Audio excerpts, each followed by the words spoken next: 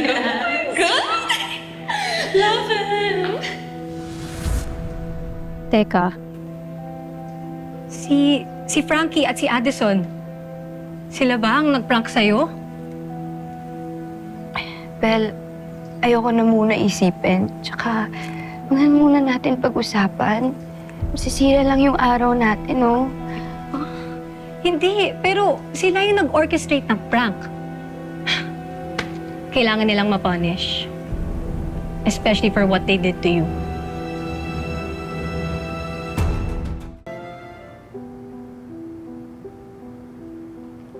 Anong nangyari dyan?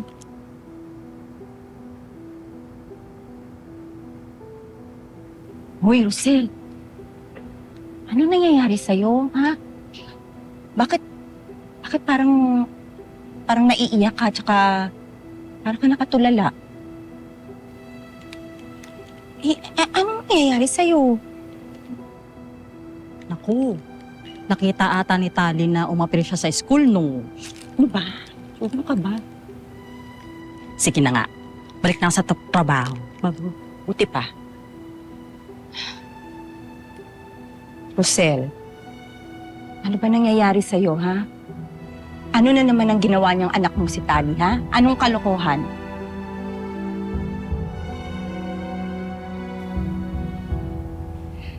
Niyakap ako ni Tali kanina sa school. Hindi ko nga akalain na gagawin niya yun eh. Alam mo, ngayon, nararamdaman ko na mahal din pala ako ng anak ko. Rosel, alam ng mga anak mo na napakabuti mong ina. Alam namin lahat yun. Kaya naman lahat ng kabutihan at pagmamahal mo, pinabalik din ng mga anak mo sa'yo. Siguro nga, napatawad na ako ni Tali sa lahat ng pagkukulang ko sa kanya. Siguro nga talagang nagbago na siya, no? Mabuti naman kung ganon. Sana nga tuloy-tuloy na. At sana, hindi lang si Tali ang magbago, kundi pati ang asawa mo.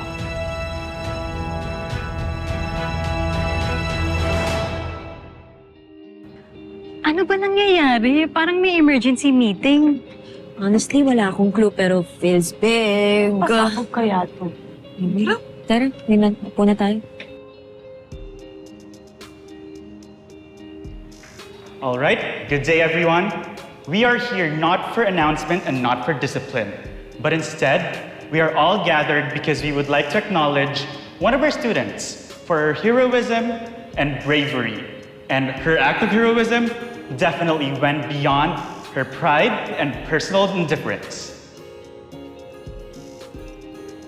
As we all know, a few days ago, one of our students' life was placed in danger inside an abandoned building. Without thinking of herself, without hesitation, another student chose to fight, to stay, and to save a life. On behalf of the school administration, we would like to commend and thank Miss Isabel Almendras.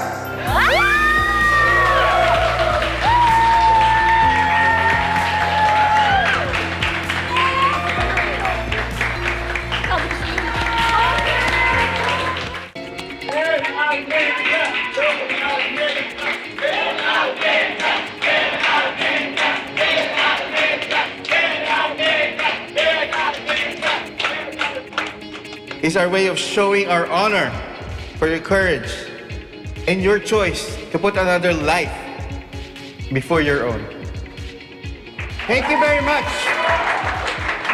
for reminding us what true bravery looks like. Congratulations.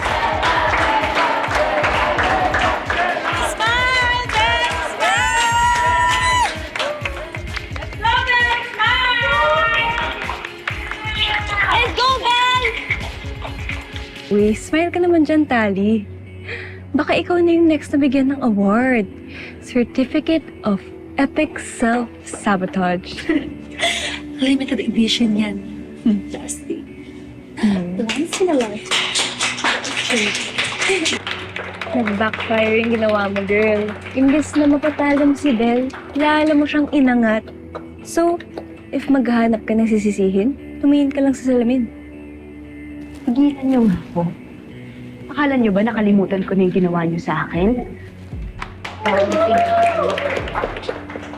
Oh, really bad. O, sige. Paano? Sige nga, gawin mo kapag nagplano mo.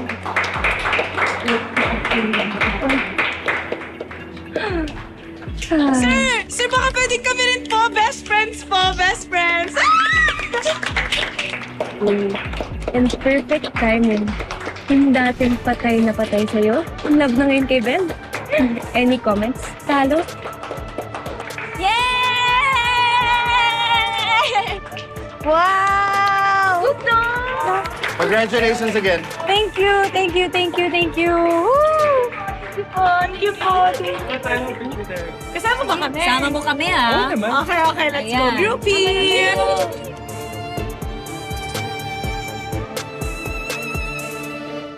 Nasaan ang totoong anak ni Rosel? Takay, Chris! Crystal Mendoza yung anak ni Rosel. Alam ko na kung sino yung totoong anak ni Rosel. I really want to see them. Lalong-lalo na si Miss Rosel.